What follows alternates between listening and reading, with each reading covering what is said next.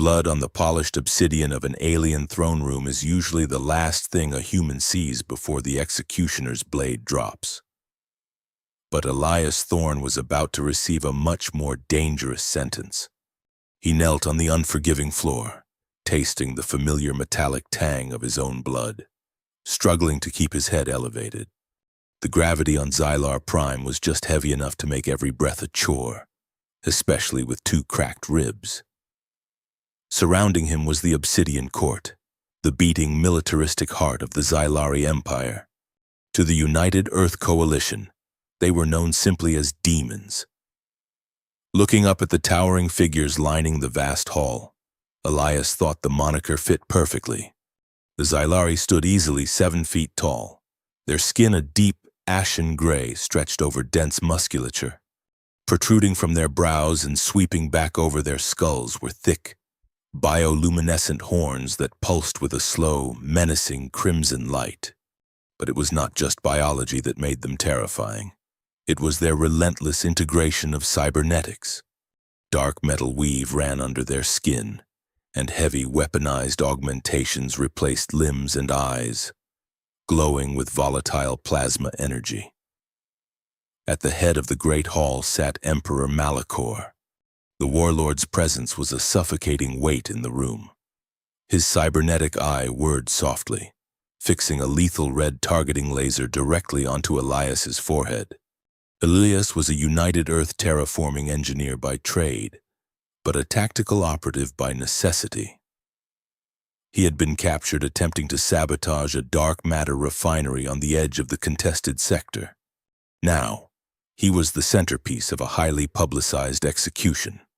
Malachor intended to broadcast his death across the galactic extranet to show the Coalition exactly what happened to saboteurs who crawled into the dark corners of his empire.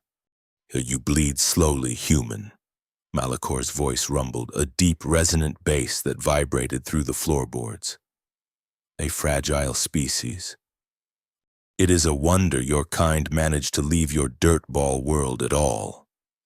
Elias spat a mouthful of blood onto the pristine floor, offering a tight, crimson-stained grin. "We have a lot of free time, and we really like ruining a dictator's weekend." A heavy murmur of outrage swept through the gathered nobles. Malachor simply raised a massive hand, his metallic fingers gleaming under the harsh orbital lights piercing through the skylights above. The executioner, a brute of a Xylari wielding a thermal axe that burned hot enough to cauterize the wound it made, stepped forward. The intense heat radiating from the weapon washed over Elias's face. He braced himself, calculating the slim, virtually non-existent odds of dodging a downward strike from a heavily augmented giant. Then, the heavy blast doors at the rear of the hall slammed open. The impact echoed like a localized thunderclap, halting the executioner in his tracks. Striding down the central aisle was Princess Vespera. If Malachor was the blunt, terrifying force of the Empire, his daughter was its cold, calculating intellect. She was renowned across the sector, not just for her royal bloodline, but for her lethal mastery of heavy combat mechs and her ruthless military campaigns. She wore an elegant but entirely functional armored bodysuit, midnight black and accented with the violet bioluminescence of her own swept-back horns. Her cape flowed behind her, shimmering with microscopic energy shielding. The crowd parted instantly. No noble in the Obsidian Court dared stand in Vespera's path. She moved with an eerie grace, stopping directly between the executioner and Elias. "Halt!" she commanded. Her voice was sharp, carrying an undeniable authority that sliced through the heavy atmosphere of the room. Malachor leaned forward on his throne, his crimson eye narrowing. "Vespera, you interrupt a state sanction. This creature is a message to Earth." "A message of what, father?" Vespera countered, her tone perfectly even, devoid of fear. "That we can kill an unarmed captive? It is a pathetic message. It shows no power, only predictability." Elias looked up at her, blinking away the sweat and blood. He had read the intelligence briefs on the royal family. Princess Vespera was supposed to be a sociopathic tactician, a general who calculated casualties like a spreadsheet. She was certainly not known for her humanitarian interventions. "Step aside, daughter," Malachor warned, the ambient temperature of the room seemingly dropping. "Or I will have you confined to your quarters until the fleet launches." Vespera did not move. Instead, she turned her gaze down to Elias. Her eyes were a striking, unnatural shade of amethyst, lacking pupils, piercing right through him. She studied his battered face, the military-grade cybernetic uplink port behind his ear, and the defiant set of his jaw. "I claim him," she announced, her voice echoing off the vaulted ceilings. Silence slammed into the room. It was absolute. The murmuring nobles froze. The executioner lowered his thermal axe a fraction of an inch. Even Malachor seemed momentarily stunned, his massive frame rigid on the throne. Vespera raised her right hand, tapping a rapid sequence on the heavy gauntlet strapped to her wrist. "Under the ancient statutes of the first warlords, I invoke the right of claiming. I demand this human captive as my war bridegroom." Elias choked on his own spit, coughing violently before managing to speak. "I am sorry. Did I miss a step in the diplomatic protocols?" "A what?" He tried to mask his utter bewilderment and the sudden spike of sheer terror with his usual dry humor. He looked from Vespera to Malachor. "Is this a cultural thing?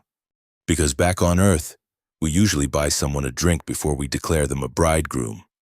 And we generally prefer the person proposing isn't actively overseeing our execution." Vespera ignored him completely, keeping her piercing gaze fixed on her father. The court erupted. Alien warlords from rival houses began shouting, their deep voices overlapping in a chaotic din of protests. House Cracks, a faction known for its radical xenophobia, pushed to the front. Lord Cracks, his face half covered in heavy steel plating, pointed an accusatory finger. "Blasphemy!" Lord Cracks roared. "To dilute the imperial bloodline with dirt-born human trash. The right of claiming was meant for uniting Xylari houses, not taking pets." "The right," Vespera spoke over the uproar, her voice amplified by the acoustics of the hall, "states that any royal heir may claim a prisoner of war to forge a martial bond, provided the captive has proven martial or intellectual value. This operative bypassed 3 layers of our highest military encryption at the dark matter refinery. His intellectual value is proven. I claim him." Elias processed the information at light speed. She was saving his life, but he was trading an executioner's axe for an alien marriage collar. He had no illusions that this was an act of mercy. Vespera was a strategist. She needed him for something specific, something so vital she was willing to face the wrath of the entire empire to get it. He wondered exactly what she thought he possessed, and how long he would survive once she realized he might not be willing to share it. Malachor raised his hand again, and the shouting died down, though the tension remained wound impossibly tight. The Emperor stared at his daughter, his organic eye filled with furious calculation. He knew denying the right, one of the oldest foundational laws of their culture, could spark a civil war among the traditionalist factions. But allowing it meant harboring a human spy in the heart of the royal palace. "You play a dangerous game, Vespera," Malachor finally stated, his voice a low growl. "You invoke laws from the Ash Age, laws that have not been tested in centuries." "I honor our traditions," she replied smoothly. Malachor stood up, towering over the room. "Very well. The right is acknowledged. However, the law also requires a trial period, 30 orbital cycles. If he fails to prove his worth to the Empire by the end of this cycle, the engagement is void. and his execution will be reinstated, to be carried out by your own hand. Do you accept these terms?" Vespera did not hesitate. "I accept." "Then take your prize," Malachor sneered, sitting back down heavily. "And keep him on a tight leash. The hounds of House Cracks will be watching every misstep." Vespera turned to Elias, extending a heavily armored hand. The bioluminescence of her gauntlet cast a soft violet hue over his battered features.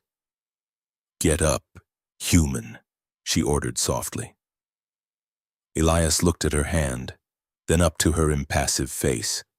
He grabbed her gauntlet, letting her haul him to his feet with terrifying, effortless strength. His ribs screamed in protest, but he forced himself to stand tall. "The name is Elias," he muttered, swaying slightly. "And I hope you have a good dental plan, princess. I think your executioner loosened a molar." Without another word to the court, Vespera turned and marched back down the central aisle, dragging Elias alongside her by the tight grip on his arm. The nobles parted again, their eyes burning with a mixture of hatred and intense curiosity. Elias felt the weight of 100 heavily armed, highly augmented alien warlords staring daggers into his back. He had survived the chopping block, but as the heavy blast doors hissed shut behind them, cutting them off from the furious obsidian court, he realized he had just walked into an entirely different kind of trap. He was now the most valuable and the most hated commodity on the planet. And the woman who had just claimed him had a terrifying agenda he could not even begin to fathom. The view from the apex of the obsidian spire offered a staggering panorama of a world choked by industry and neon. But Elias was far more focused on the heavy, biometric vault door sealing shut behind them. Surviving the chopping block was a profound victory. But being locked in an airtight penthouse with a warlord's lethal daughter felt suspiciously like a delayed death sentence. Vespera's private quarters were a jarring contrast to the brutalist architecture of the throne room. Here, ultra-futuristic elegance reigned.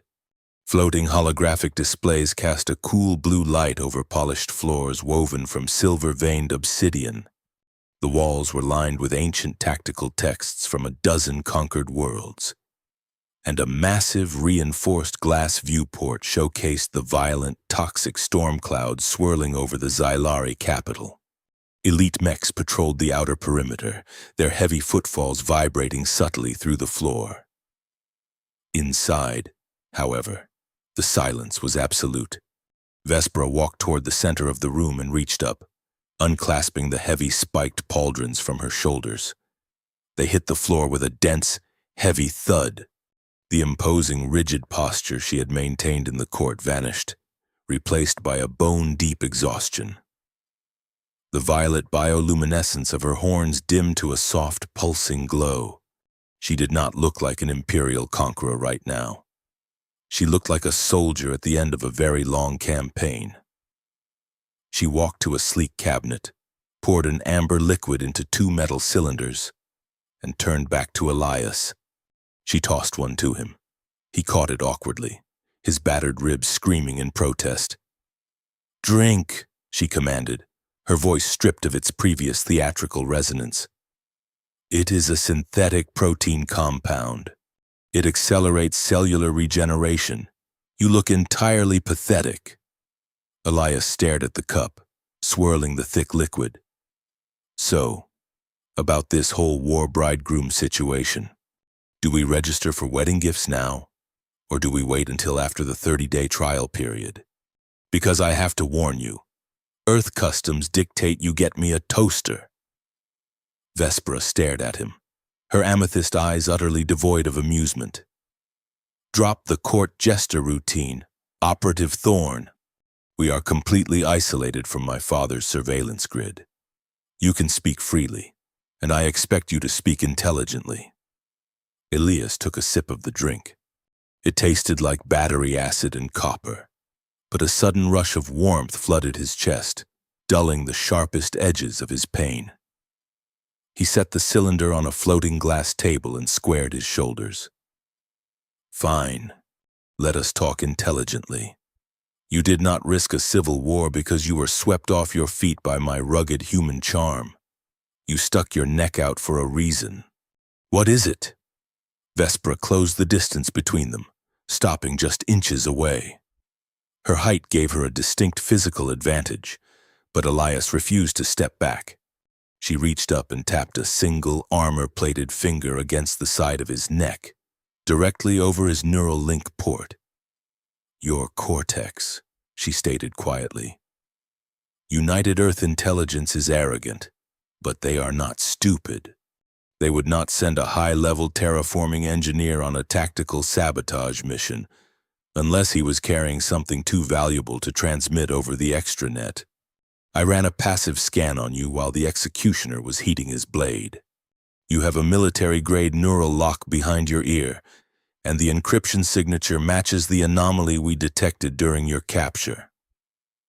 Elias felt his heart rate spike. He forced his breathing to remain slow and even. I am an engineer.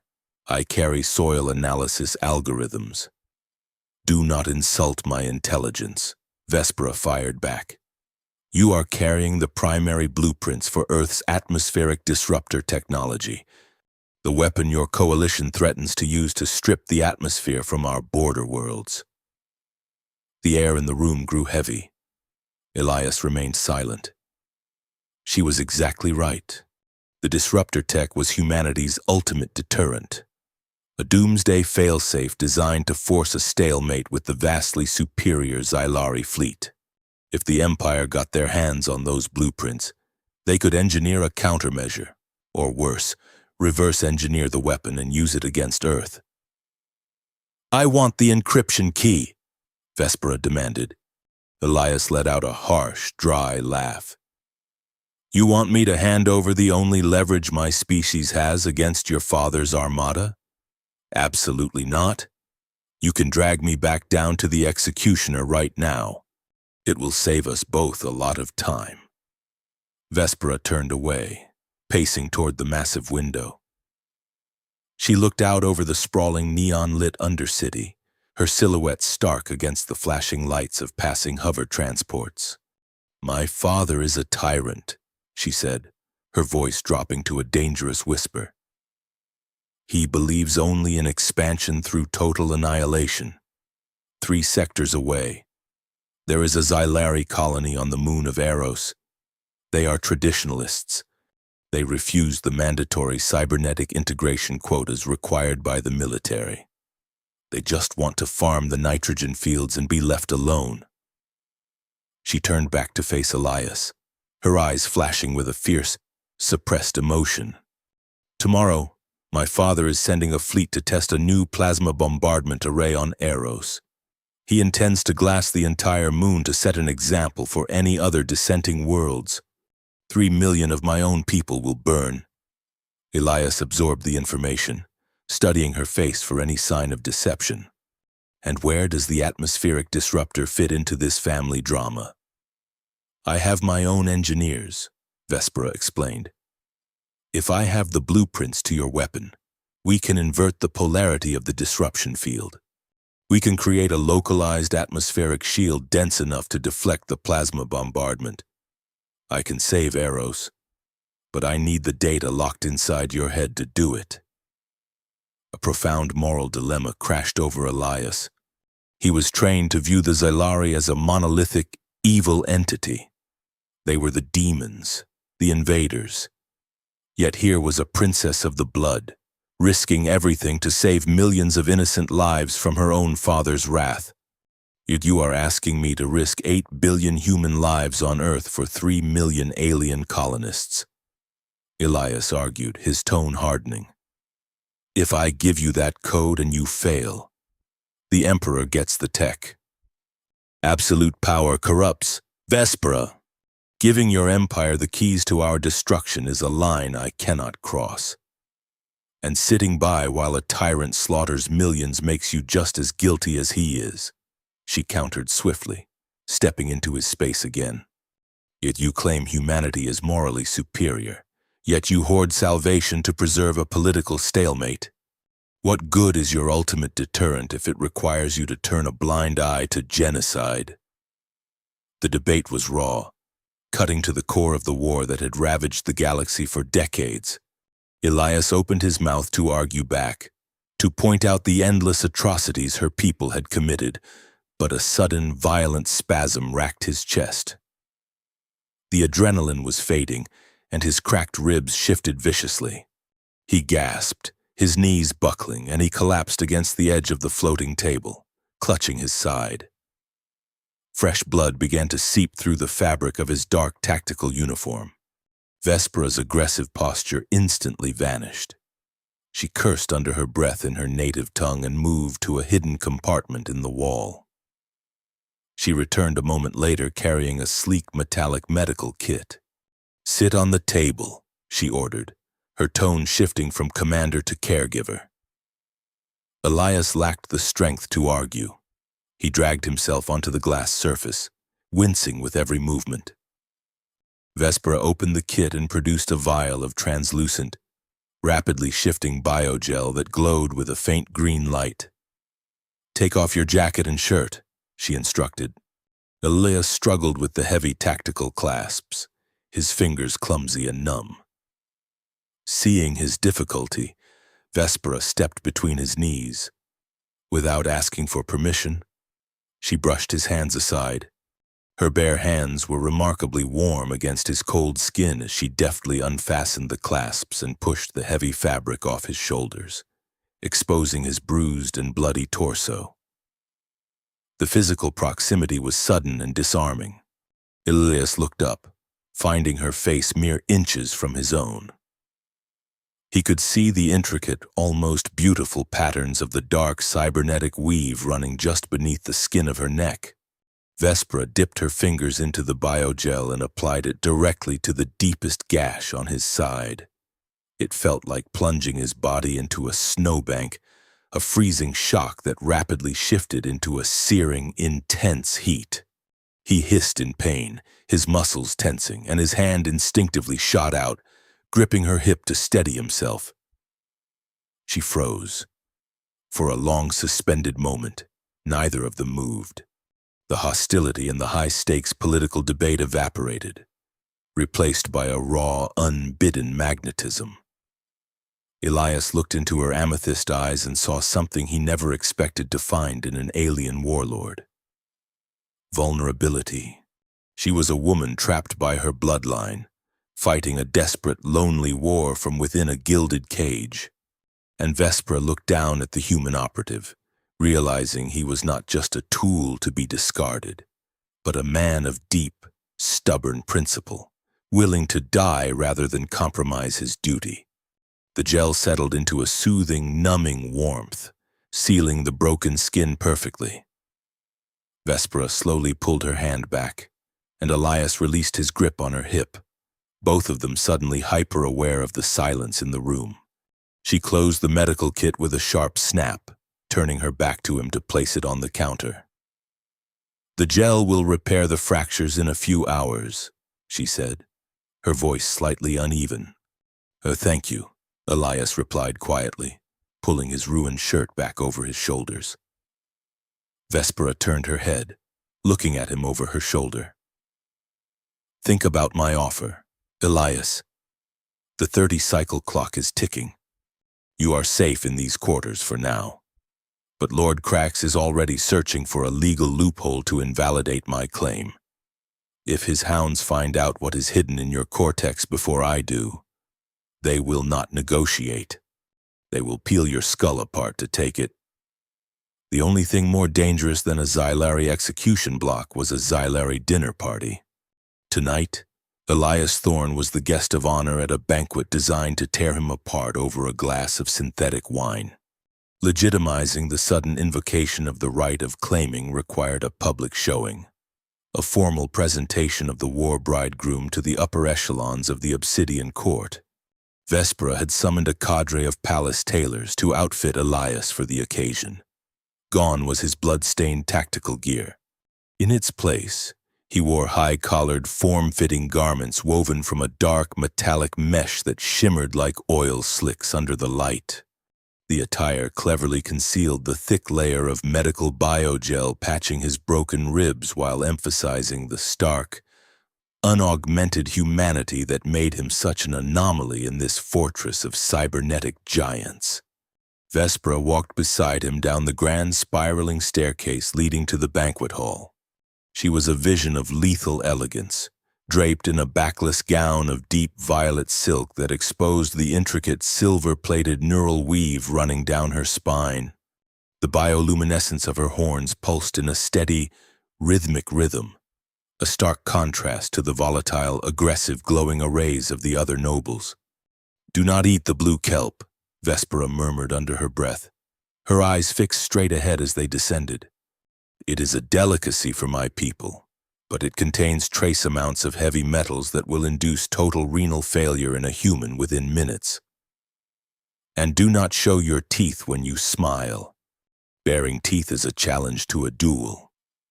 "No toxic kelp, no smiling," Elias replied, his voice a dry rasp.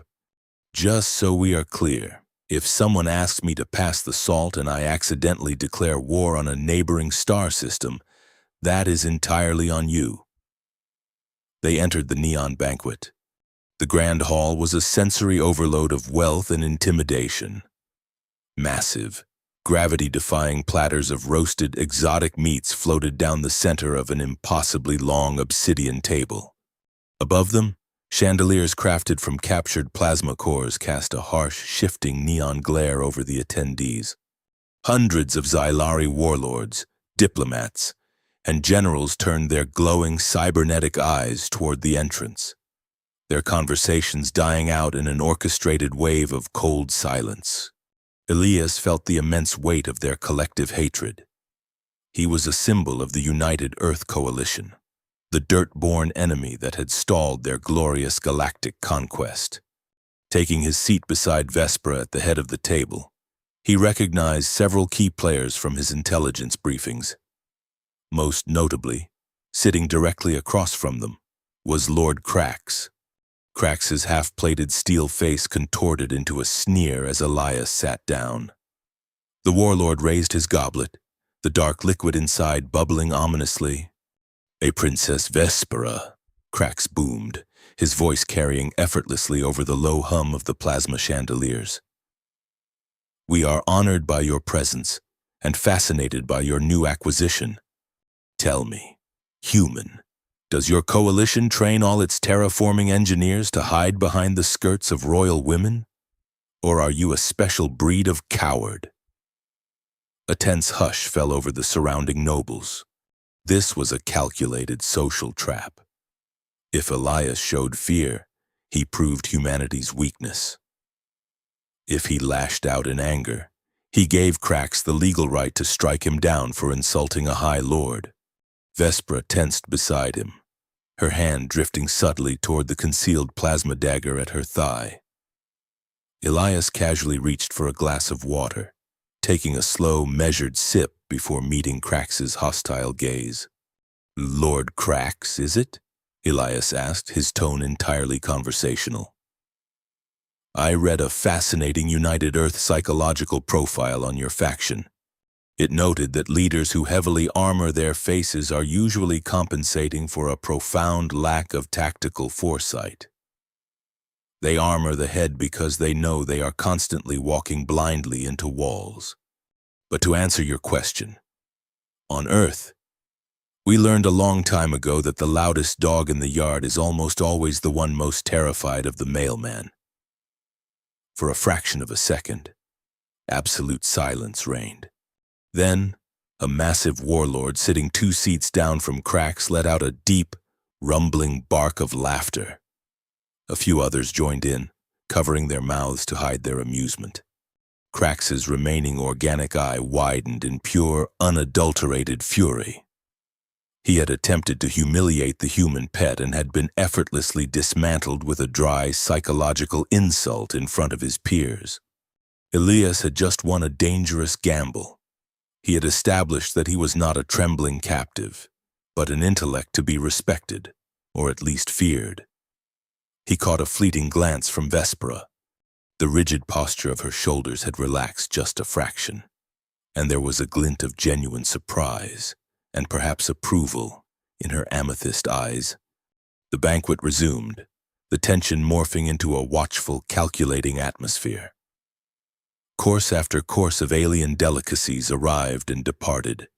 Elias navigated the diplomatic minefield with sharp human wit, deflecting probing questions about Earth's defenses while subtly extracting minor details about Xylari fleet movements. He was operating purely on adrenaline and instinct. But as the final ceremonial toasts began, Elias's augmented human vision caught an anomaly.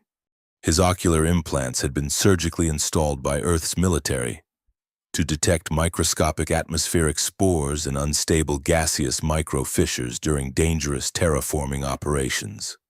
As he scanned the room out of habit, a localized distortion in the ambient light flickered in his peripheral vision. He focused his gaze directly above the center of the table. A faint, nearly invisible shimmer was descending rapidly from the high, shadowed ceiling. It moved against the subtle air currents of the room, a concentrated, guided mass. It was dropping directly toward Vespera's open goblet.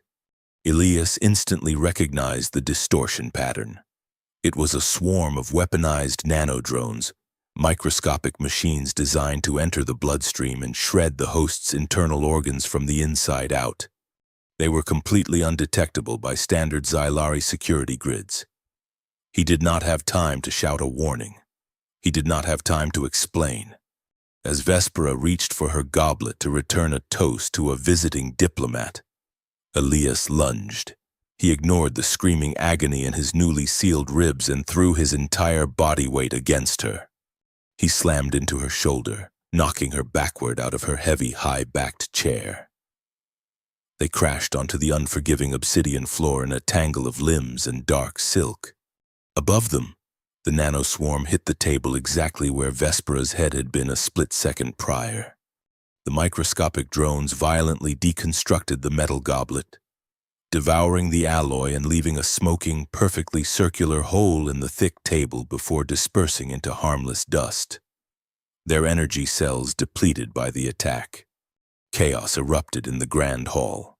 Alarms shrieked, painting the room in a strobe of harsh red light.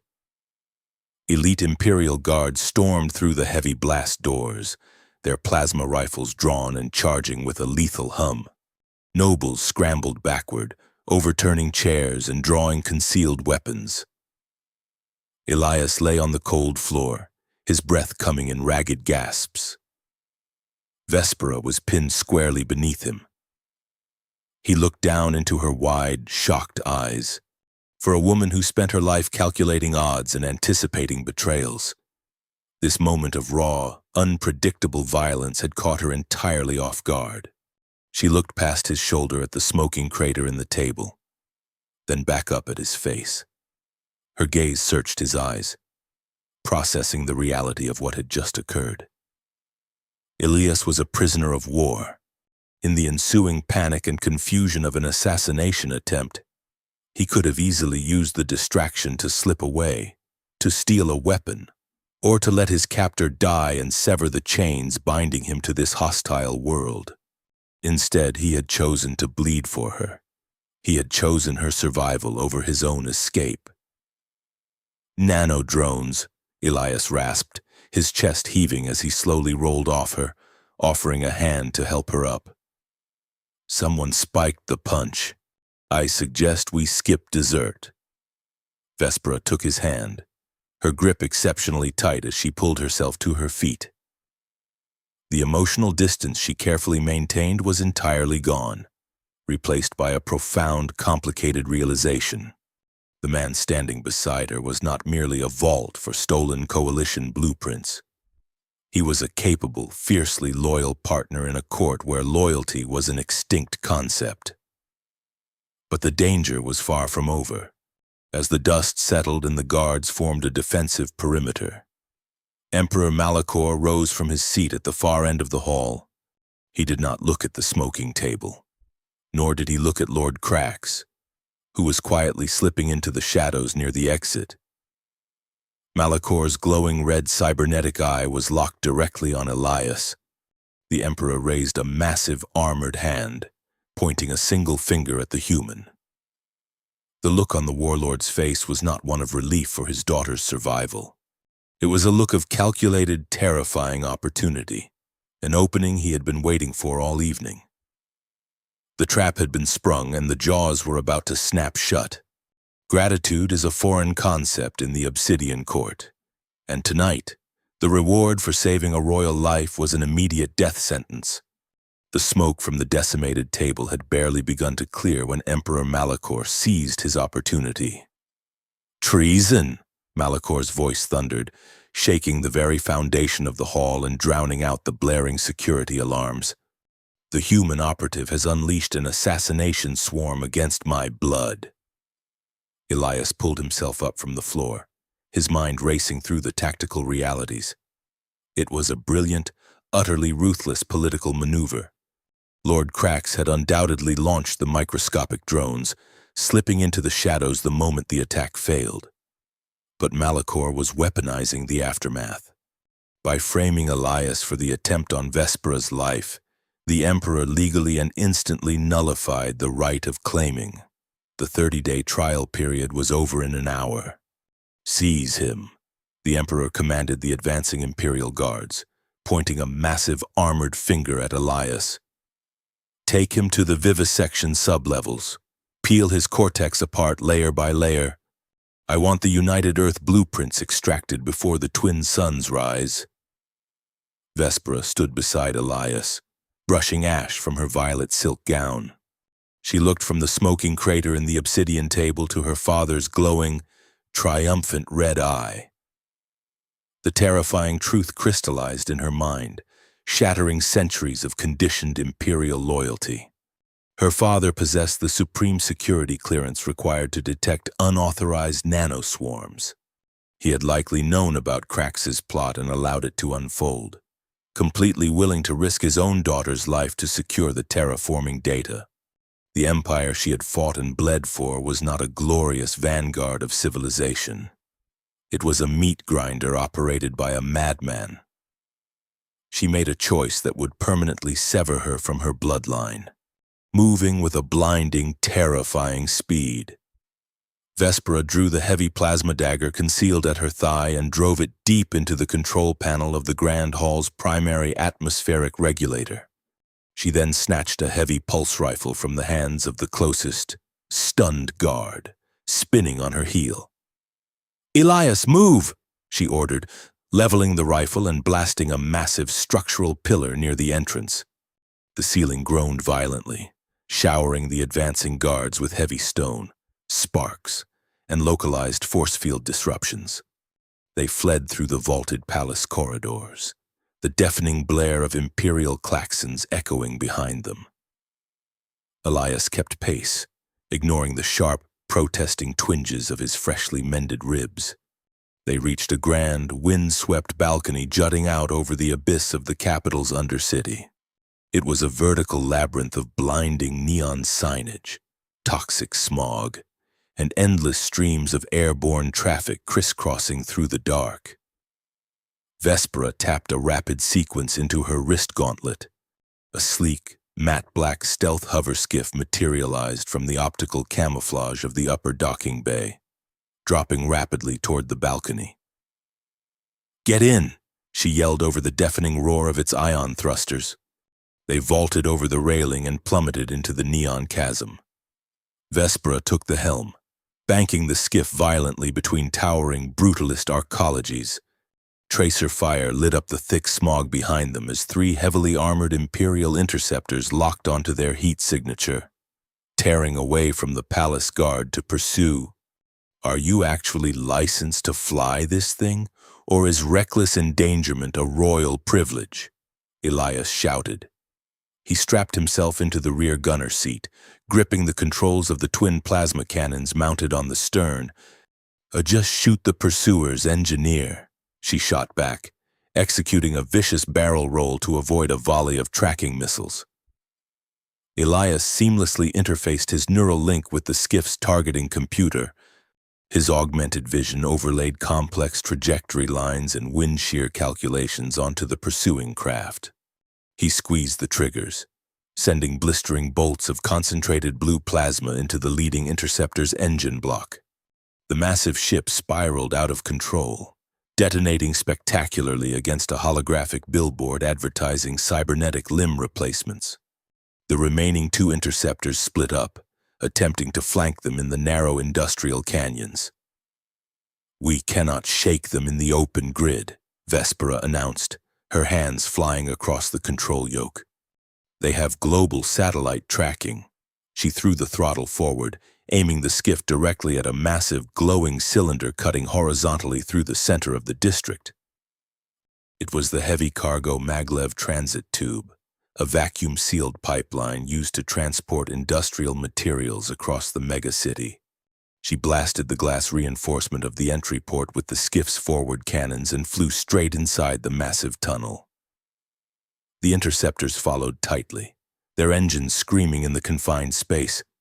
"Killing the artificial gravity compensators," Vespera warned. "It will make their targeting algorithms useless." She punched a heavy override button on the center console. Instantly, the oppressive, heavy pull of Xylar Prime vanished. Elias floated slightly against his harness, a wave of vertigo washing over him. The pursuing interceptors wobbled wildly behind them as their flight computers struggled to adjust to the sudden, total lack of gravity within the enclosed space. Sensing the disadvantage of their heavy ships, a squad of elite Imperial guards on specialized jetpacks detached from the interceptors, swarming the skiff like angry hornets in the weightless environment. What followed was a flawless ballet of high-speed violence. They operated with an unspoken, perfect synergy. Vespera piloted the skiff with surgical precision, spinning and tilting the craft to provide Elias with optimal firing angles while effortlessly dodging incoming plasma fire. Elias anticipated her maneuvers before she made them, his human intuition blending seamlessly with her cold, mechanical flying style. He picked off two guards, their suits depressurizing silently in the vacuum, but his weapons were rapidly overheating. He needed an alternative before the cannons locked up entirely. Scanning the inner walls of the transit tube with his augmented sight, he identified the massive magnetic accelerator rings that propelled the cargo trains. "Vespera, pitch us up 30 degrees and hold steady," he commanded over the comms. She did not question him.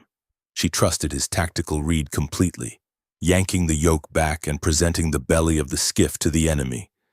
Elias bypassed the safety protocols on his cannons and fired a concentrated, continuous beam of plasma directly into the exposed power conduit of the upcoming magnetic ring. The resulting explosion triggered a massive, localized electromagnetic pulse. The invisible wave of disrupted energy washed backward over the pursuing guards. It instantly fried their jetpack propulsion units, weapon capacitors, and life support systems. Stripped of their technology, the heavily armored Xylari became dead weight, slamming helplessly against the glass walls of the tube, neutralized entirely by human engineering and simple physics. "Brilliant," Vespera muttered, a rare, genuine smirk crossing her face as she leveled the skiff and accelerated. They tore toward the end of the transit tube, bursting through the exit port and shattering the barrier. The sprawling, neon-drenched capital vanished behind them in an instant. The cityscape abruptly gave way to the Outlands. The Outlands were a terrifying, uncharted expanse of radioactive ash, jagged obsidian mountains, and violent magnetic storms that painted the sky in bruised, shifting hues of purple and acidic green. The ambient radiation levels were immediately high enough to scramble the Imperial satellite tracking grids, forcing the remaining interceptors to break off their chase and retreat to the safety of the shielded city. Elias and Vespera were free, but they were soaring into a hostile wasteland that offered no shelter, no food, and no mercy. As Elias watched the violent storm clouds gather on the horizon, a new dread settled in his stomach. The intense electromagnetic interference of the outlands was already causing his neural link to spike with static. If the harsh environment fried his cortex, the blueprints would be lost forever, and the millions of innocent lives on the Eros colony would burn. They had survived the night, but they were heading straight into hell, and the clock was still ticking. The ash wastes of Xylar Prime did not care if you were a human operative or a royal princess. The landscape simply wanted you dead. It was a sprawling, irradiated graveyard of jagged glass and shifting dunes of dark, heavy dust, entirely hostile to anything burdened with a heartbeat. Their stealth hoverskiff had lasted exactly 2 hours before the brutal magnetic storms of the outlands fried its navigation processors, forcing an emergency crash landing. Now, Elias and Vespera were walking. Above them, the sky was a bruised canopy of sickly green and violet, torn apart by the massive, shifting shadows of planetary ring debris orbiting far above. The air tasted of sulfur and ozone, burning the back of the throat with every inhalation. Survival in the wastes stripped away every imperial title and every tactical rank. They were forced into a raw, interdependent rhythm just to take the next step. The ambient electromagnetic radiation wreaked havoc on Vespera's cybernetics. Her bioluminescent horns flickered erratically, and the intricate metallic weave beneath her skin occasionally sent painful, localized shocks through her nervous system. For the first time in her life, the heavy augmentations that made her a terrifying warlord were a profound liability. It was Elias who took the lead. Relying on his United Earth survival training and his unaugmented organic endurance, he navigated the treacherous terrain. He used his ocular implants to read the subtle shifts in the magnetic fields, charting a path around invisible pockets of lethal radiation. When a pack of bioengineered ash stalkers, massive, multi-limbed predators with obsidian scales and razor-sharp mandibles, ambushed them from a deep crater, they fought as a single, desperate unit. Vespera's right arm locked up from a sudden magnetic surge, leaving her vulnerable. Elias stepped directly in front of her, wielding a salvaged plasma rifle from the crashed skiff. He fired with surgical precision, dropping 3 of the beast before they could close the distance, while Vespera used her good arm to drive her heavy dagger through the skull of a flanker. They covered each other's blind spots perfectly, breathing heavily in the toxic air as the remaining predators scattered into the dunes. They found temporary refuge as the twin suns began to set, taking shelter beneath the massive skeletal ribcage of a long-dead leviathan that protruded from the ash. The skeletal structure offered a buffer against the rising, howling winds of a nighttime magnetic squall. Inside the bone cave, the cold was immediate and punishing. Vespera sank against a massive curved rib, her violet silk gown torn and coated in dark gray dust. The invincible aura of the obsidian court was completely gone. She looked exhausted, her breathing shallow, her amethyst eyes lacking their usual terrifying focus. Elias sat across from her, rationing out the last of the synthetic protein water from the skiff's emergency kit. He handed her the metallic flask. "Drink," he said, echoing her command from what felt like a lifetime ago in the spire. Vespera took it, drinking slowly. She lowered the flask and stared out at the swirling dust storm. My father could have conquered a dozen resource-rich systems in the time he has spent obsessing over your dirtball world. It defies all strategic logic. There is something he is hunting on Earth, something he refuses to put into the tactical briefings.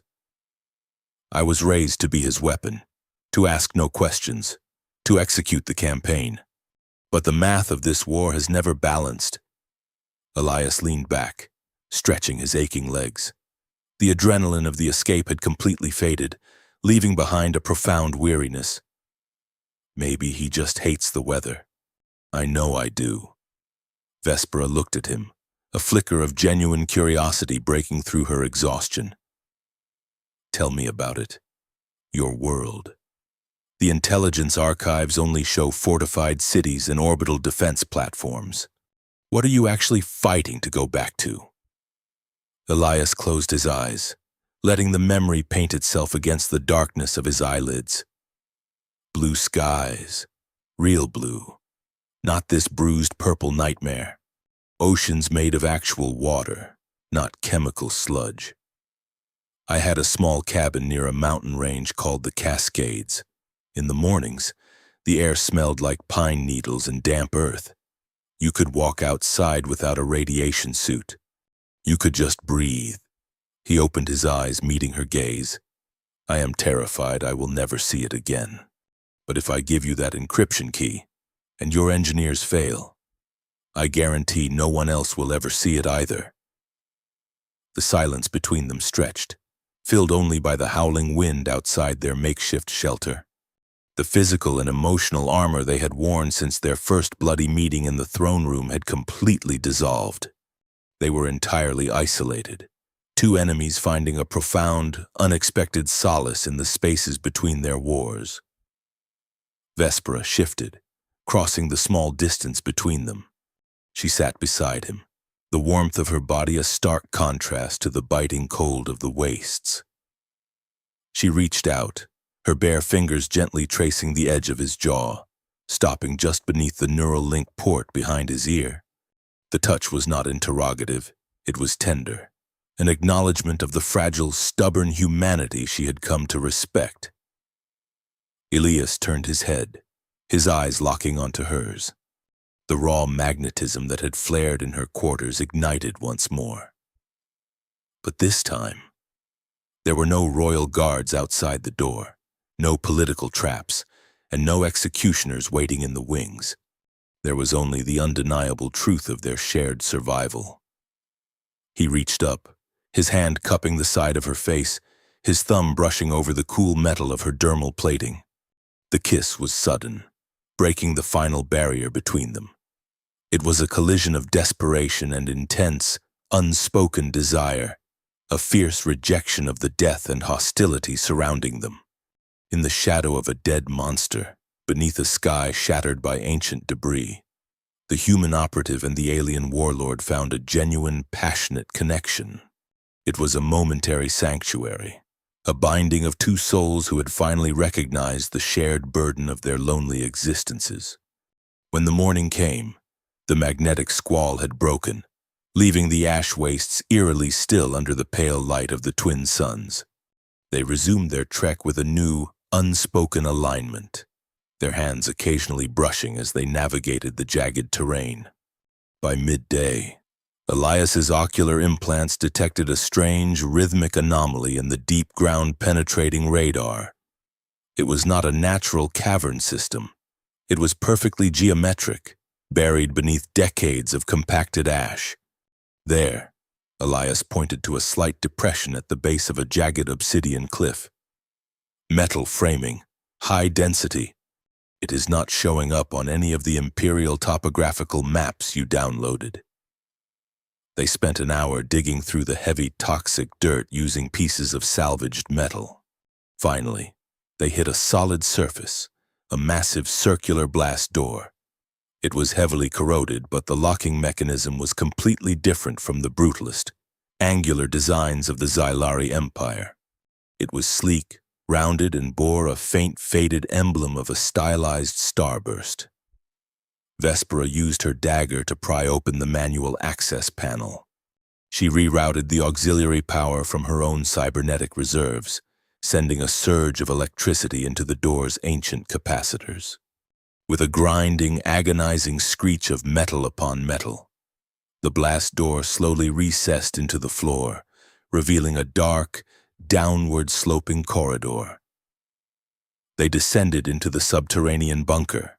The air inside was stale but surprisingly breathable, filtered through life support systems that had miraculously survived the centuries.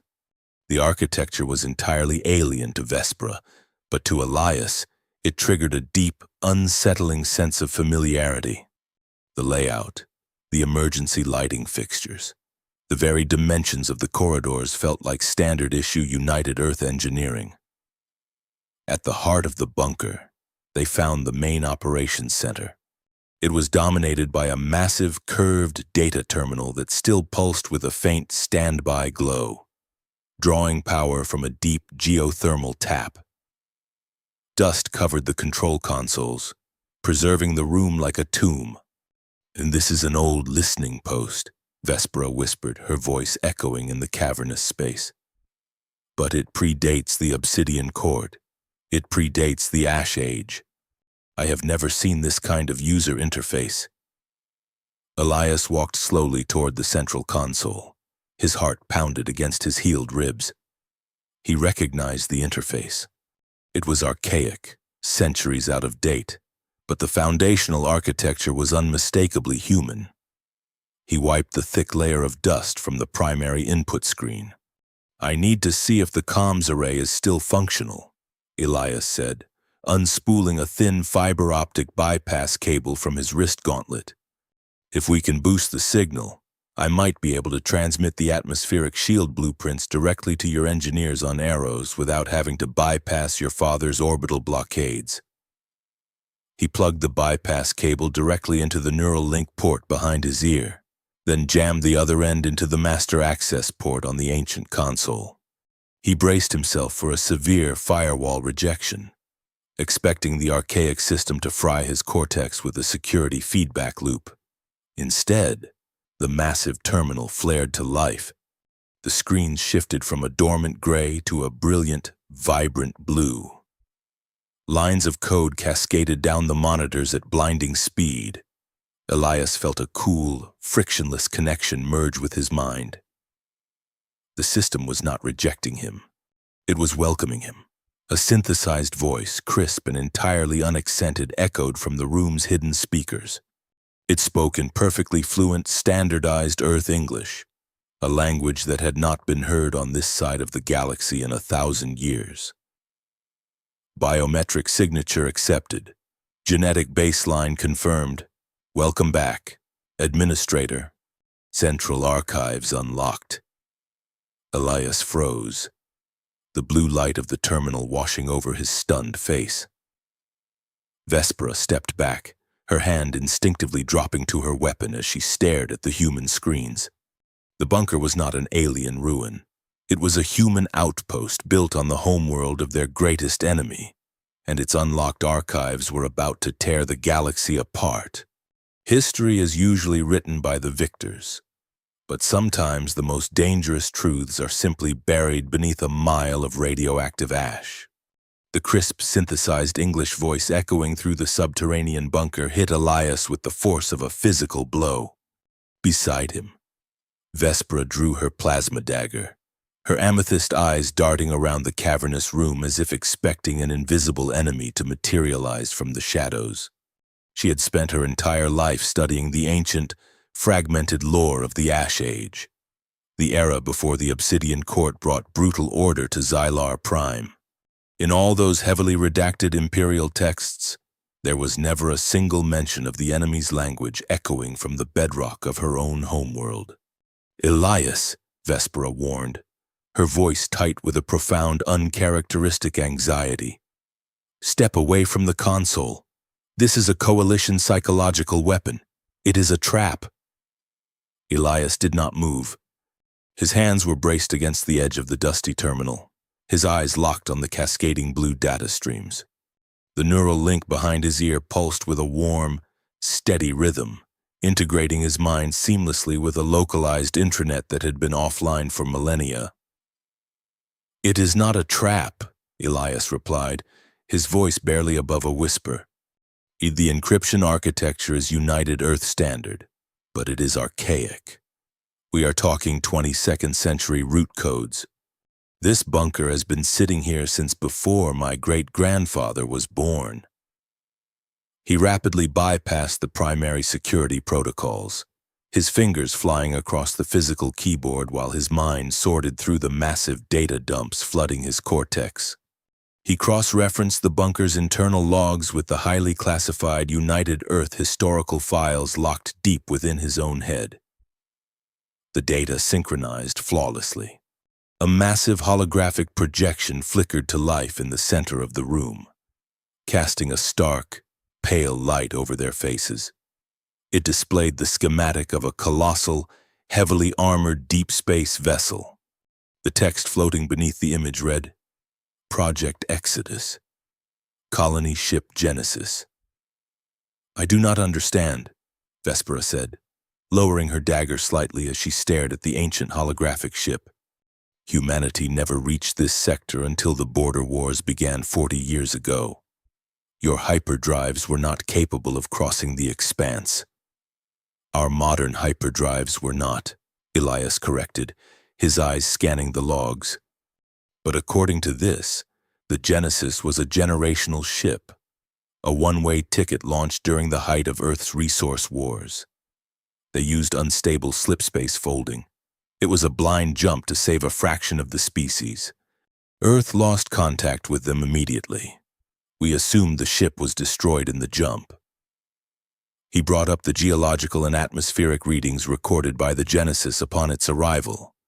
The planet they crashed on was a paradise of breathable air and pristine oceans, but it was positioned dangerously close to a volatile binary star system. They crashed here, Elias said, the realization settling like a stone in his stomach. On Xylar Prime. But it was not a wasteland then. Vespera stepped closer to the projection, her tactical mind struggling to process a reality that contradicted every fundamental doctrine of her empire. If humans crashed here thousands of years ago, where are they? The Xylari have ruled this world since the Ash Age. Elias hesitated.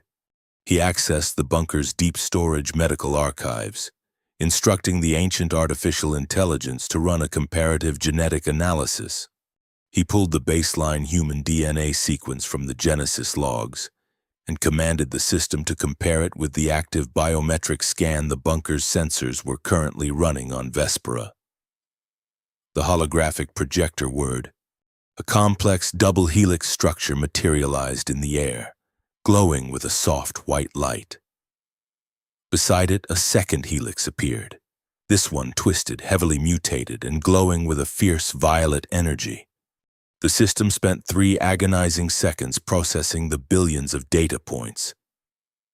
The synthesized voice returned, devoid of any emotion. Analysis complete, allowing for severe environmental genetic drift, cybernetic integration anomalies, and heavy metal saturation. The subjects share a 99.8% genetic match. The bloodlines are identical. Silence consumed the bunker. The only sound was the low, steady hum of the ancient geothermal generators beneath their feet. Vespera stopped breathing. She looked from the floating genetic markers to her own hands, staring at the dark metallic weave pulsing beneath her ashen skin. She reached up, her trembling fingers brushing the base of her glowing bioluminescent horns. No, she whispered, a sudden desperate denial tearing at her throat. That is impossible. We are the Xylari. We are the apex of galactic evolution. We are not dirt-born. The binary stars, Elias said softly, his heart aching as he pieced together the tragic puzzle. The logs say the stars experienced a massive coronal mass ejection a century after the crash. It stripped the planet's ozone layer and irradiated the surface. The heavy metals in the crust vaporized into the atmosphere. The original colonists had to adapt or die. They used early cybernetics to replace failing organs. Over thousands of years, the radiation mutated their DNA. The increased gravity made them larger, denser. The horns are a biological adaptation to excrete the toxic metals from the brain. He turned to face her, seeing the terrifying, world-shattering pain in her eyes. The demons were not aliens. They were the descendants of humanity's first desperate leap into the dark. They were brothers, separated by time, radiation, and a brutal fight for survival in a hellish landscape.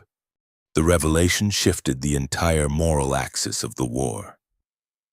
Vespera realized her father's fanatical crusade against the United Earth Coalition was not a simple war of territorial expansion.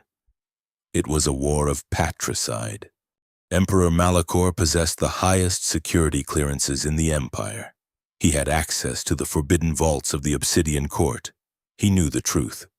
He was actively trying to exterminate unmutated humanity to erase the shameful, fragile origins of his own species. He knew, Vespera said, her voice dropping to a dangerous, icy register. The shock was rapidly transforming into a cold, focused fury. My father knows exactly what we are. That is why he tortures your operatives. That is why he refuses to negotiate. He views Earth as a biological insult to our current perfection. And that is why he wants to glass the Eros colony, Elias added, the final piece clicking into place. The traditionalists on Eros refuse mandatory cybernetic integration. They are trying to live simply. Without the constant machine upgrades, their genetics might be slowly reverting. They are becoming more human. Malachor cannot allow a living reminder of the Genesis truth to exist. The stakes had instantly escalated from saving a colony to saving the foundational truth of two species. If Malachor destroyed Eros and subsequently launched his armada at Earth, he would successfully bury the history of their shared bloodline forever in a storm of dark matter and fire. We need to warn them, Vespera commanded, stepping up to the console beside Elias. The hesitation was gone. The princess of the Empire was dead. The commander of a new rebellion had just been born. Boost the signal array. We are sending the atmospheric shield blueprints to Eros right now. Elias routed the terminal's remaining power reserves into the massive subterranean communication dish buried in the rock above them. He packaged the highly classified United Earth engineering schematics, but he needed a way to ensure the colonists would open the file before Malachor's plasma bombardment began. They will not trust a random transmission, Elias warned, his fingers dancing across the keys. They will trust this, Vespera said. She placed her armored hand flat against the console's biometric scanner. Wrap the data package in my personal Imperial encryption key. It is the highest security clearance in the sector. Every military comms officer on Eros will have an alert triggered on their primary dashboard. Elias executed the command. The ancient bunker groaned as the massive power surge shot up through the rock, punching a tight beam transmission straight through the planetary magnetic interference and out into the void, aimed directly at the moon of Eros. Now, they had to wait. If the Imperial fleet detected the massive energy spike in the Outlands, Malachor would send an orbital strike to flatten the entire grid square. 10 agonizing minutes passed. Then, the console chirped. A return signal had broken through the interference. It was not just an automated receipt of data. It was a live, heavily encrypted audio channel. This is Commander Corvin of the Eros Vanguard. A deep, heavily modulated voice crackled through the bunker's speakers. We are tracing a high-clearance Imperial data burst from the dead zones of Xylar Prime. Identify yourself or we will block the incoming packets. Vespera leaned over the microphone. Commander Corvin, this is Princess Vespera of the Obsidian Court. Stand down your firewalls and accept the data immediately. It is the architectural schematic for a localized atmospheric disruptor. You have less than 12 hours to build the shield generators before my father's fleet burns your moon to ash. A long, tense pause followed. The sound of rapid, hushed arguments echoed faintly through the comms line. Why would the Emperor's daughter hand us the key to our own survival? Corvin finally asked, his tone laced with deep suspicion. Because my father is a madman who has lied to our people for a millennia, Vespera declared, her voice ringing with absolute authority. I am attaching a second data package to the transmission. It contains the Genesis logs. Read them, Commander. Look at the genetic truth of who we are. and who we are fighting. The war against Earth is a lie. Elias sent the historical files. He watched the data transfer bar fill on the screen. He could only imagine the shockwave currently hitting the rebel command center on Eros, as they stared at the same double helix comparison that had just shattered Vespera's worldview. "We have the files." Corvin's voice returned, noticeably shaken. The usual gruff militaristic bravado was completely stripped away. "By the first founders, this changes everything. The traditionalist factions have whispered rumors of the old blood. But we thought it was a myth. If we broadcast this to the Armada, it could fracture the entire military." "A broadcast will not stop the fleet from launching," Vespera countered sharply. "My father controls the central network relays from the Obsidian Spire. He will throttle the transmission and execute anyone who listens. We have to sever the snake's head." "You are trapped in the ash wastes," Corvin pointed out. "Even if you survive the storms, you cannot breach the spire. It is guarded by 3 divisions of elite Praetorians and surrounded by a planetary defense grid."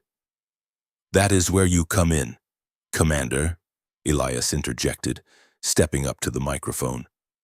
"We need a ride, and we need enough firepower to punch a hole through the spire's outer wall." "Who is the human?" Corvin demanded. "He is the architect of your new shield." Vespera answered. "And he is with me. Can you get a stealth transport past the orbital blockade?" "The Vanguard has sympathizers within the capital's transit authority," Corvin replied, his voice hardening with renewed purpose. "We can slip a heavily modified cargo hauler down to the eastern edge of the wastes in 4 hours. But, Princess, if we do this, it is an all-or-nothing siege. We hit the throne room, or we die trying." "Send the ship," Vespera ordered. She cut the connection and turned to Elias. The colossal holographic projection of the human colony ship still bathed them in a soft, ethereal light. They had the truth, and they had an army. But an entire empire of heavily armed, heavily augmented zealots stood between them and the Emperor. Surviving the wastes was merely the prologue. The real war was about to begin.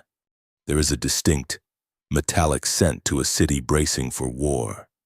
A heavy static charge that raises the hair on the back of your neck long before the first shot is ever fired. As the Vanguard's heavily modified cargo hauler descended through the toxic, swirling clouds of the ash wastes, Elias knew they had crossed a threshold from which neither species could return. The transport landed with a heavy, dust-kicking thud against the obsidian glass of the Outlands, its ramp lowering to reveal a dozen heavily armed, battle-scarred Xylari rebels. They lacked the polished, gilded cybernetics of the Obsidian Court, their augmentations salvaged and utilitarian, but their eyes held a fierce, desperate hunger for liberation. Commander Corvin stepped forward, his massive frame wrapped in dented kinetic armor. He looked at Vespera with a complex mixture of deep suspicion and profound awe, then shifted his gaze to Elias, the human operative who had just shattered their entire galactic worldview. The Genesis truth was a heavy burden, and it hung over the small rebel strike force like a physical weight. Vespera did not wait for formal introductions. She stepped off the ramp, her torn violet silk gown replaced by a spare set of Vanguard tactical armor that was slightly too bulky for her frame. She immediately commandeered the portable holotable Corvin's lieutenants had set up in the ash. "The dark matter armada is currently fueling in low orbit above the capital," Vespera stated, her voice slicing through the howling wind of the wastes. She pointed to a glowing projection of the Obsidian Spire, the massive fortress dominating the megacity. "My father intends to launch the strike on Eros in exactly 3 hours. The Armada is protected by the capital's primary planetary shield grid. As long as that shield is up, the Vanguard cannot launch an orbital counterstrike, and we cannot broadcast the Genesis truth to the fleet commanders." Corvin crossed his heavy arms. The shield generator is buried beneath the spire, locked behind 3 feet of reinforced heavy metal and guarded by the Emperor's elite. A frontal assault will be a massacre. Which is why we are not striking the generator directly, Elias interjected, stepping up to the hollow table. He tapped the projection, highlighting a sprawling network of subterranean industrial tunnels. These are the main coolant lines feeding the city's geothermal power plant. The shield grid relies on a delicate thermal balance. If I can infiltrate the sublevels through the industrial sector, I can use my neural link to rewrite the plant's safety protocols. I will initiate a controlled thermal runaway. The system will be forced to vent its power, instantly dropping the planetary shield to prevent a core meltdown. It is a suicide mission for a human, Corvin warned, his glowing synthetic eye narrowing. The ambient radiation in the sublevels will boil your blood in 20 minutes. I have United Earth radiation suppressants in my bloodstream, and I am highly motivated, Elias countered dryly, adjusting the heavy plasma rifle slung across his back. But I need a distraction, something massive enough to pull the Praetorian Guard away from the subterranean access points. Vespera looked up, her amethyst eyes locking onto Corvin. You have sympathizers in the capital's transit authority. Can they smuggle us into the Black Site Armory beneath Sector 4? A slow, dangerous smile spread across Corvin's half-plated face. You want your toy? I want my siege mech, Vespera corrected, her tone completely devoid of warmth. I will lead the vanguard through the main gates of the Obsidian Spire. We will give my father the frontal assault he expects. The plan was a desperate, asymmetric gamble, blending human tactical sabotage with the raw, terrifying power of Xylari warfare. An hour later, the rebel transport slipped past the outer orbital blockades, masking its heat signature by tailing a massive industrial waste barge. They infiltrated the lower levels of the capital, a labyrinth of perpetual neon twilight and suffocating smog. Elias split from the main group, moving like a ghost through the maintenance shafts. His heart hammered a frantic rhythm against his ribs. The heat radiating from the geothermal pipes was oppressive, soaking his tactical gear in sweat within minutes. He relied entirely on his ocular implants, overlaying thermal maps and structural blueprints over his vision. He bypassed automated security turrets and silently neutralized 2 patrolling technicians, dragging their heavy bodies into the shadows. He was a long way from the terraforming fields of Earth, operating in the deep, hostile belly of an empire built on the blood of his ancestors. Meanwhile, 3 miles above him, the siege of the Obsidian Spire began with earth-shattering violence. The heavy blast doors of the Sector 4 armory detonated outward in a blinding flash of blue plasma. From the smoke and falling debris emerged Vespera, fully integrated into her personal combat mech. The machine was a terrifying work of lethal engineering, standing 20 feet tall, plated in midnight black kinetic armor, and pulsing with violet energy lines that mirrored the bioluminescence of her own horns. She wielded a massive twin-linked rotary plasma cannon in one mechanical hand, and a thermal siege blade in the other. Behind her, Commander Corvin and the vanguard poured into the grand plaza leading to the spire, their weapons roaring as they engaged the Imperial defenders. Vespera moved the massive mech with an unnatural, fluid grace, her mind directly linked to the machine's central processor. She was a hurricane of calculated destruction. She did not fight with the blind, raging fury typical of Xylari warlords. She fought with the cold, precise intellect Elias had witnessed in her quarters. She targeted the structural weaknesses of the Imperial barricades, bringing heavy reinforced walls crashing down upon the defending troops. Her rotary cannon shredded the incoming interceptors, turning the sky above the plaza into a graveyard of falling, burning metal. The strategy worked perfectly. Inside the Imperial throne room, Emperor Malachor watched the security feeds with a mixture of rage and disbelief. Seeing his own daughter leading a rebel army against his fortress, He ordered the bulk of his elite Praetorian Guard to reinforce the main gates, completely abandoning the subterranean security patrols.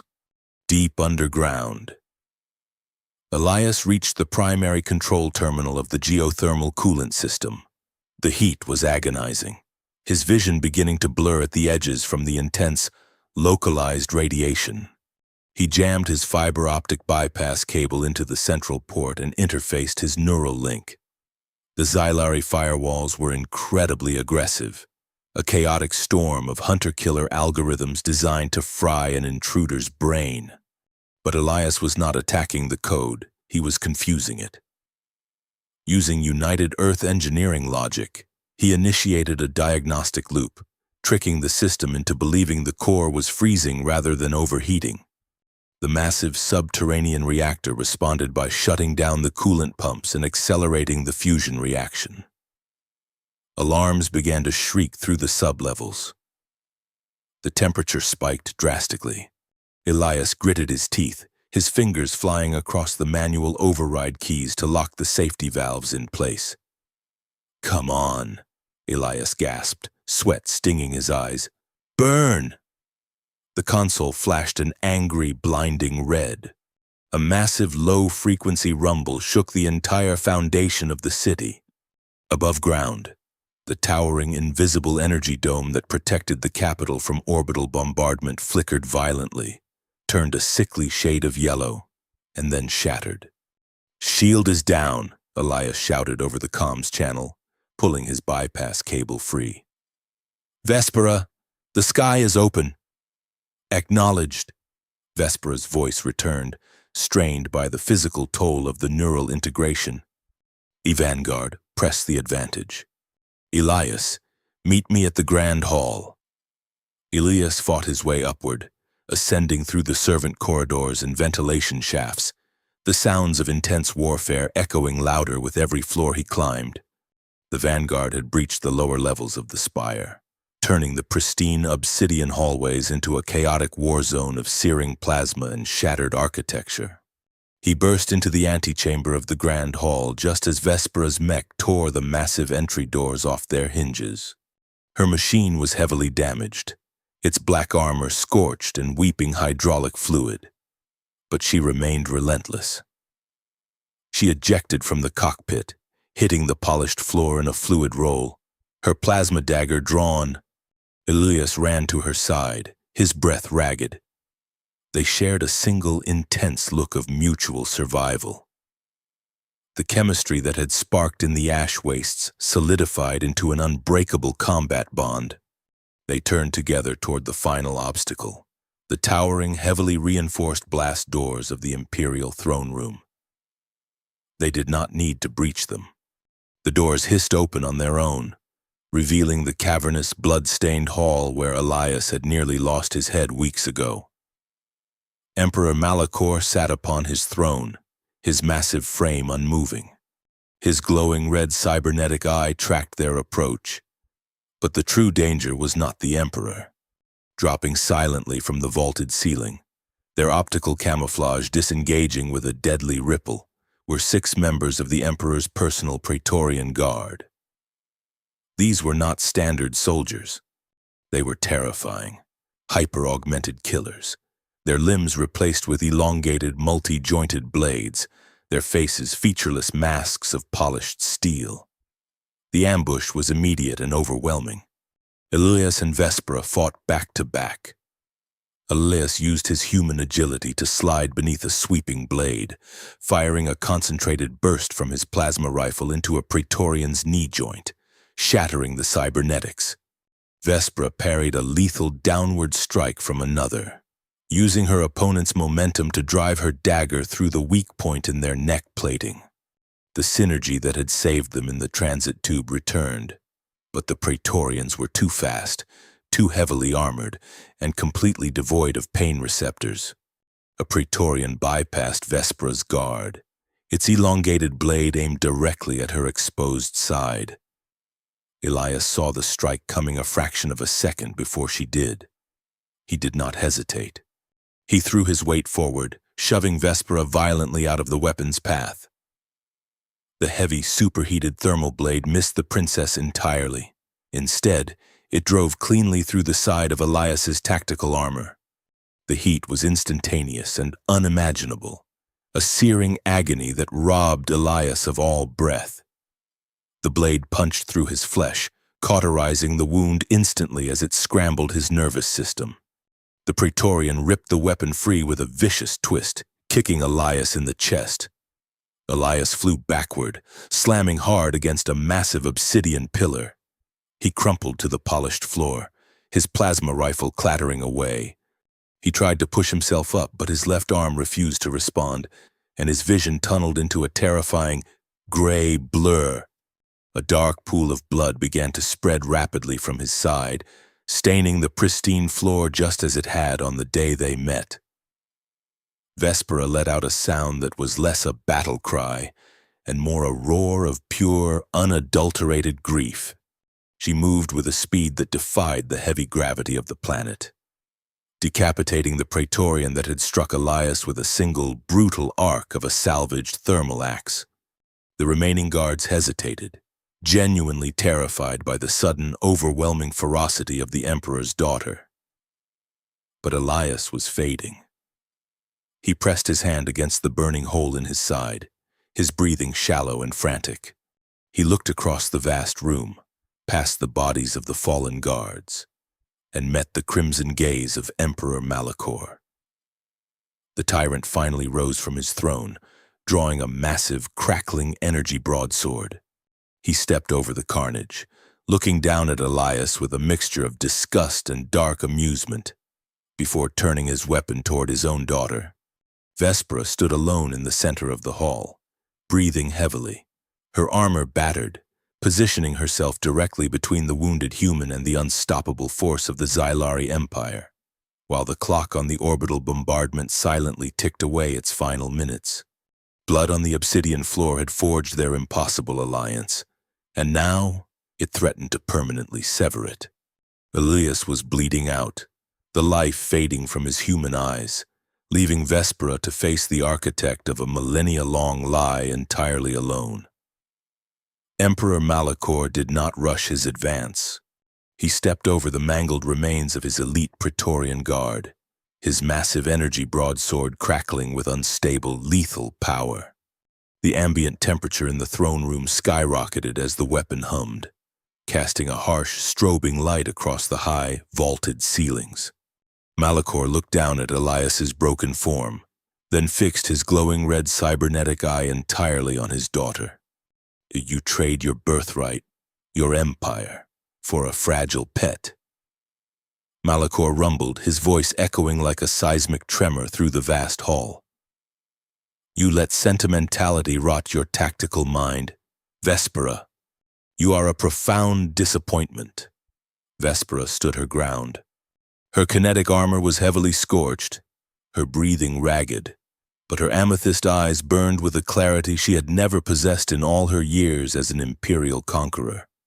I trade a prison of lies for the truth of our blood. Vespera fired back, tightening her grip on the salvaged thermal axe. I know what we are, Father. I saw the Genesis logs. I know we are not gods forged from the ash.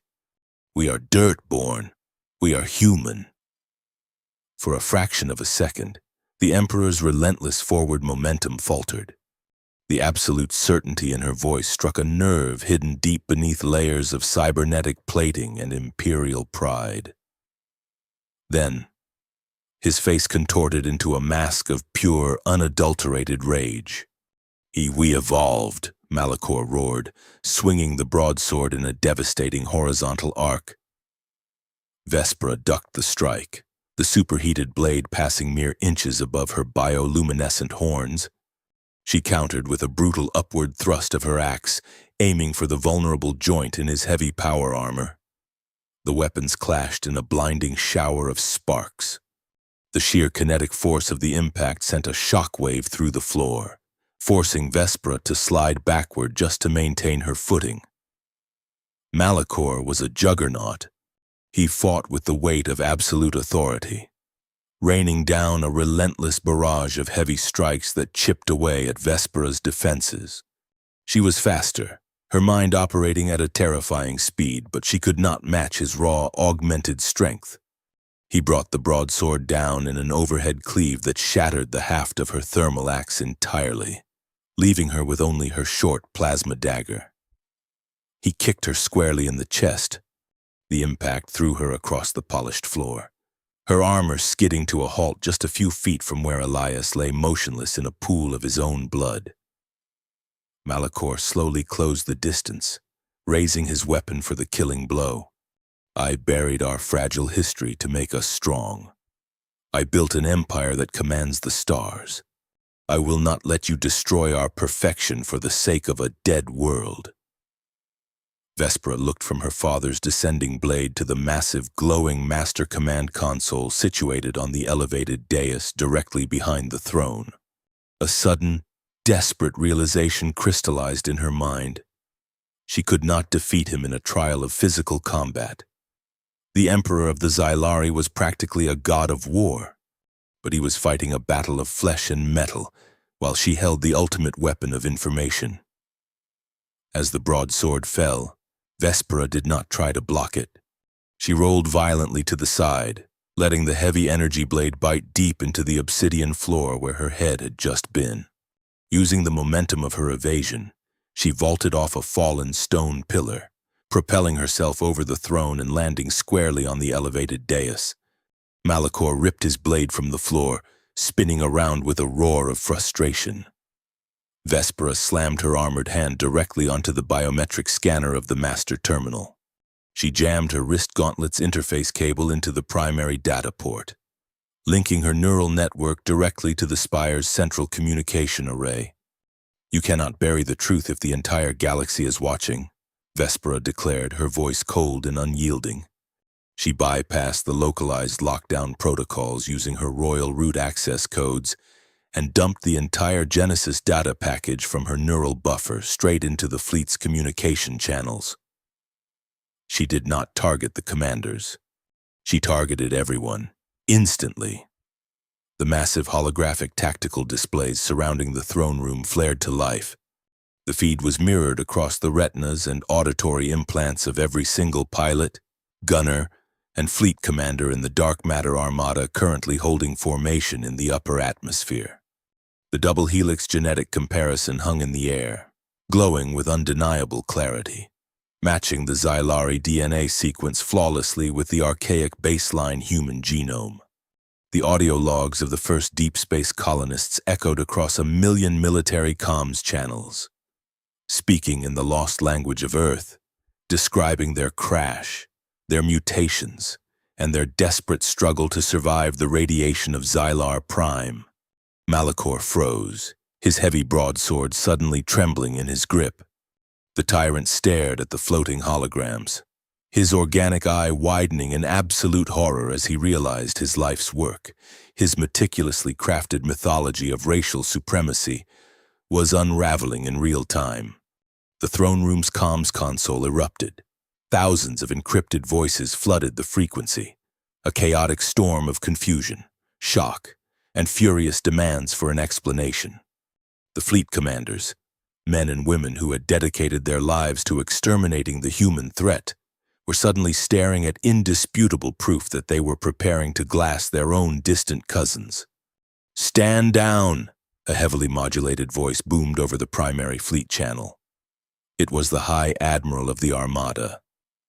"All vessels power down dark matter drives. Halt the Eros bombardment sequence immediately. We demand a direct audience with the Emperor." The mutiny was instantaneous and absolute. Without the foundational myth of their superiority, the endless, bloody galactic crusade lost all justification. The Xylari war machine simply stopped.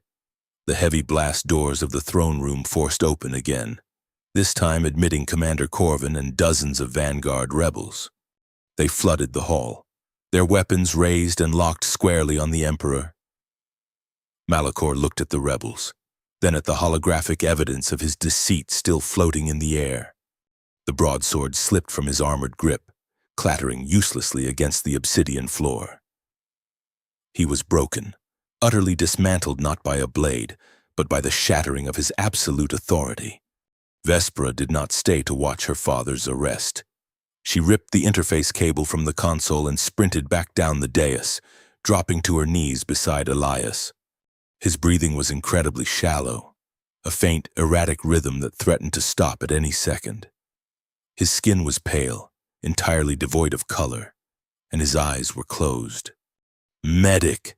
Vespera screamed, a terrifying edge of panic tearing through her usually composed voice. Corvin signaled his specialized medical technicians. They rushed forward, carrying heavy cylindrical vats of royal grade, highly unstable regenerative biogel. It was a restricted substance, usually reserved only for the immediate royal family, capable of rapidly rebuilding cellular structures on a massive scale.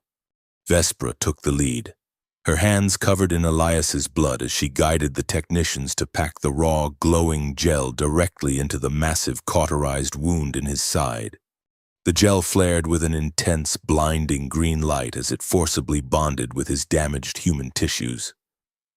"Do not die on me, Operative Thorn," Vespera whispered, her forehead resting lightly against his. "That is a direct order." For a long, agonizing minute, the Grand Hall was silent save for the hum of the biogel and the heavy boots of the vanguard securing the perimeter. Then, Elias suddenly gasped, his back arching violently as oxygen flooded his lungs. His eyes fluttered open, struggling to focus on the violet bioluminescence pulsing above him. He looked at Vespera, his lips curving into a very weak, incredibly stubborn smile. "I told you. I need a toaster for a wedding gift." Vespera let out a breath she felt she had been holding for an eternity, a genuine, relieved laugh escaping her lips. The transition from a brutal, galaxy-spanning empire to a fragile republic did not happen overnight. It was a messy, incredibly complicated process. The Obsidian Court was dismantled entirely. The Vanguard established a provisional governing council, inviting representatives from Eros, the Outlands, and eventually, a highly cautious diplomatic envoy from the United Earth Coalition. Months later, the heavy toxic smog over the capital had begun to clear. With the planetary shields permanently deactivated, the natural wind currents of Xylar Prime returned, sweeping away the industrial haze and revealing a sky that was slowly transitioning from a bruised purple to a deep, beautiful indigo.